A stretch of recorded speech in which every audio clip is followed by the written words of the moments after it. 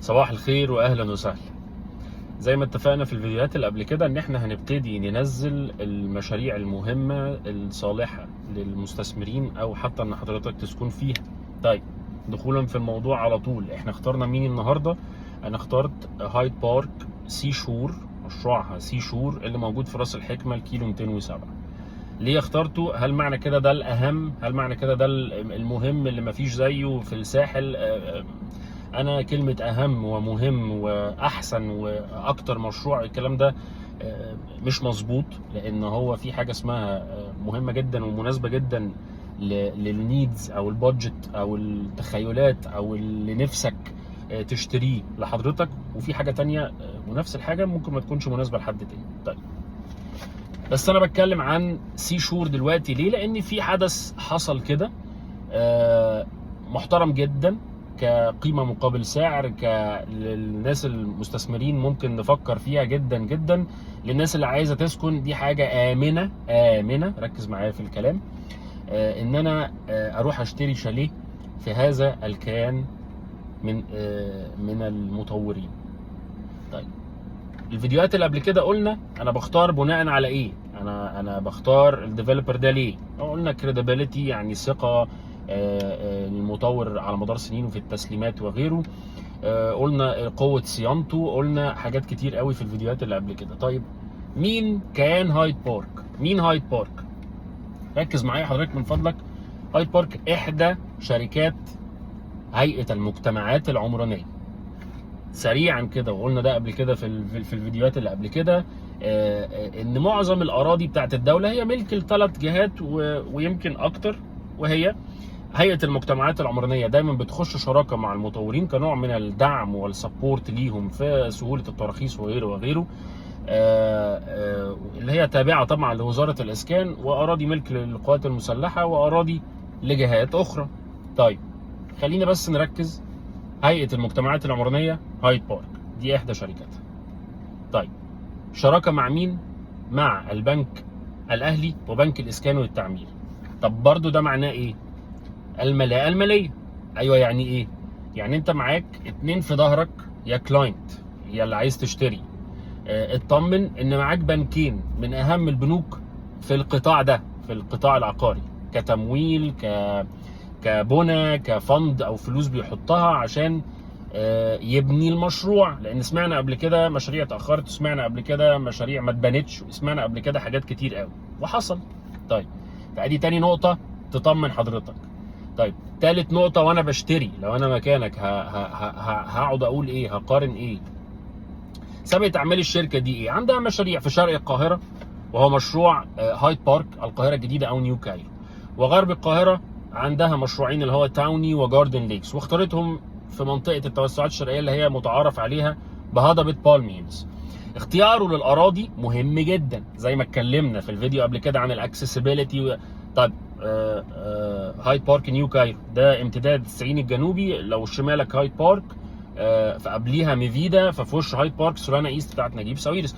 لوكيشن حلو جدا. اتعملت كارتة الاوسطي بعد هايد بارك على طول، اللي بتنزلك وتطلعك على التجمع السادس، على المصطلح او المنطقه الديستنيشن الجديده اللي بومنج جدا، اللي طالعه جدا في السوق العقاري. طيب، يبقى ادي مكانه ساعتها. انا برضو مش عايز اطول في الموضوع ده. انا بقول لك ان المشروع ده كان 1400 فدان، ميجا بروجكت. خلي بالك، ادى 200 فدان او 150 فدان لماونتن فيو فبقى اسمها ماونتن فيو هايد بارك.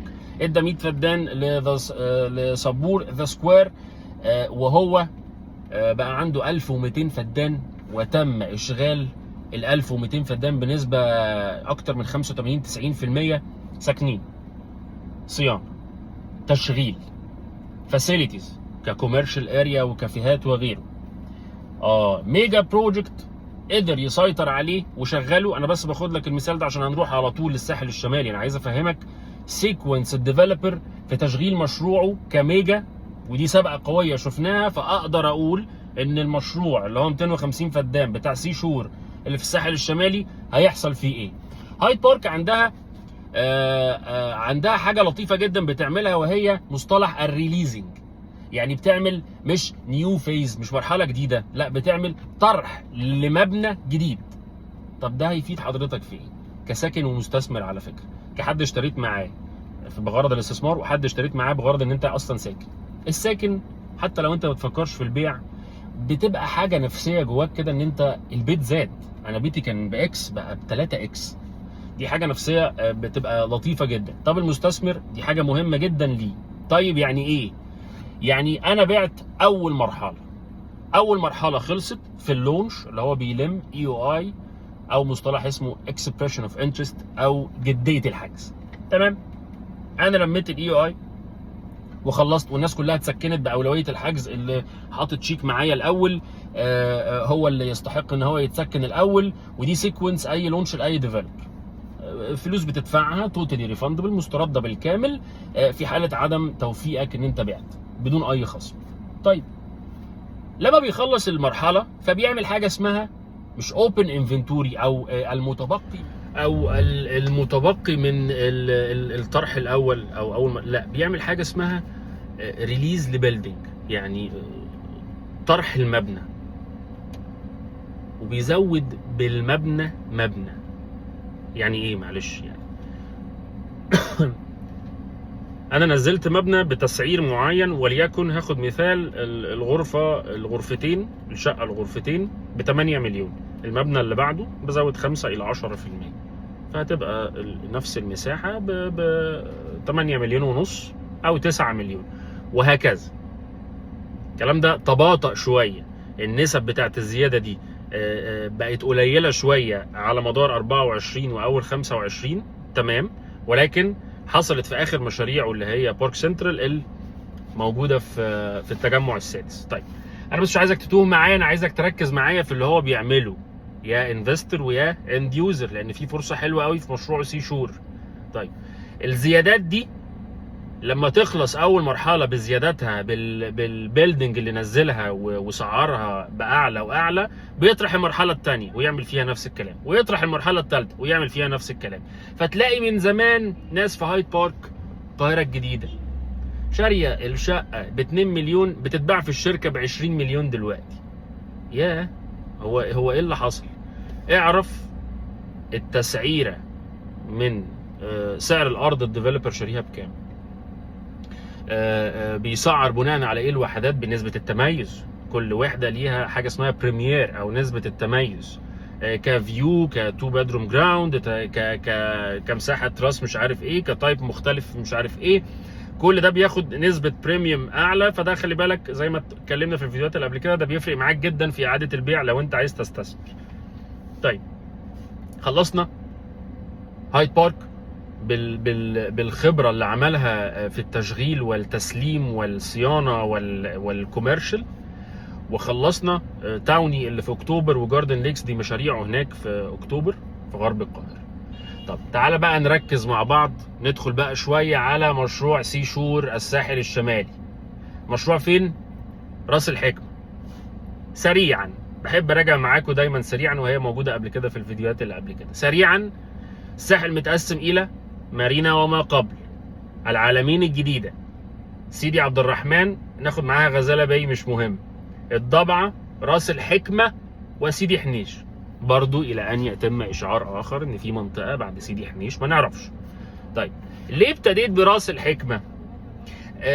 ترندي يعني. براجع معاكم برضو ان اكبر ديل اقتصاديا حصل في تاريخ مصر على مدار ال20 سنه يعتبر اللي فاتوا، او في تاريخها يعني يعتبر، الديل بتاع مدن راس الحكمه الاماراتيه، 124 مليار دولار. ليه راس الحكمه؟ يعني هو مش كلام احنا بنقوله خلاص واستثمر في راس الحكمه وروح اشتري في راس الحكمه. ايوه انا قلت قبل كده برضو في الفيديوهات، سيدي عبد الرحمن فيها فرص استثماريه، راس الحكمه فيها فرص استثمارية. سيدي حنيش فيها فرص استثماريه. راس الحكمه اللي حصل فيها، ركز معايا من فضلك، مدن الاماراتيه هتحرك شكل المنطقه، وبناء عليه هيحرك شكل الساحل تماما لحته احسن واسعار اعلى.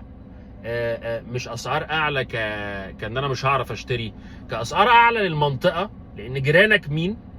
انا جاري لو انا جنب شويه الخليج بتاع راس الحكمه مدن. طب مدن نازله بالتو بدروم ب 28 مليون الى 33 او 32 مليون متشطبه تشطيب، بيقول لك بقى لاكجري والكلام ده. طبعا ليه ناسه وليه تو بادرو، الشاليه الاتنين نو. هل ده كتير يا جماعه؟ لا لمين؟ مش لحضرتك ولا ليا، لا للي عايز يستخدم خدمات مدينه راس الحكمه الاماراتيه بالكامل، من مطارات، من حاجات عالميه هتفتح، من مرسى يخوت عالمي، من اكبر مارينا في الساحل الشمالي، من اللي عايز ياخد البريميوم ده او التميز العالي قوي ده، ايوه اتفضل روح وادفع المقابل بتاعه، ما فيش مشكله. طيب، فحرك السوق وهيحرك الاسعار وهيحرك اكتر واكتر الزحف ناحيه الساحل الشمالي، طبعا هيعلي الار او اي مليار في المية، مليون في المية. طيب، هايد بارك سي شور الكيلو 207 راس الحكمة، المشروع كام؟ 250 فدان، مش كبير، حلو، السيطرة عليها هتكون لطيفة. عدد الوحدات لو خلص زي ما اتكلمنا هتقدر تعمل فيه فليبنج وغيره، وتقدر تستثمر فيه مش بعد سنة، بأكد دايما كلامي، مش بعد سنة ولا سنتين، من أول إن شاء الله 2.5 3 سنين فيما فوق حضرتك تقدر تاخد عائد محترم جدا من أي استثمار عايز تعمله. طيب سي شور كيلو 207 250 فدان. ركز بقى معايا ركز معايا وانت بتشتري، يبقى دي النقط اللي انت بتقارن بيها من فضلك في اي مشروع. انا مش بتكلم عن ان ده هايد بارك احلى حاجه في الدنيا، مش بقول كده خالص. في اي مشروع عرض وعمق الماستر بلان اللي حضرتك عايز تشتري فيها مهم جدا ليك. طيب تعالى بقى كده نشتري مع بعض، تعالى انا وانت اهو عايزين نشتري حاجه مع بعض.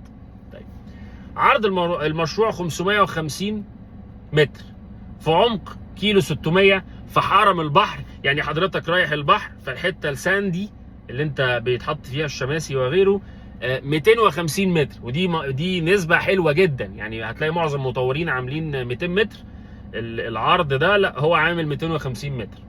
طيب ده لطيف جدا. اديله كام من 10 بمنتهى الامانه؟ 550 عرض في عمق كيلو 600 اديله 7 من 10. مش هياخد ال10 من 10، لان كلما كانت الماستر بلان مربعه 900 متر في 800 متر، زي مثال دي باي بتاع تطوير مصر، ماستر بلان محترمه جدا. ويا سلام لو المطور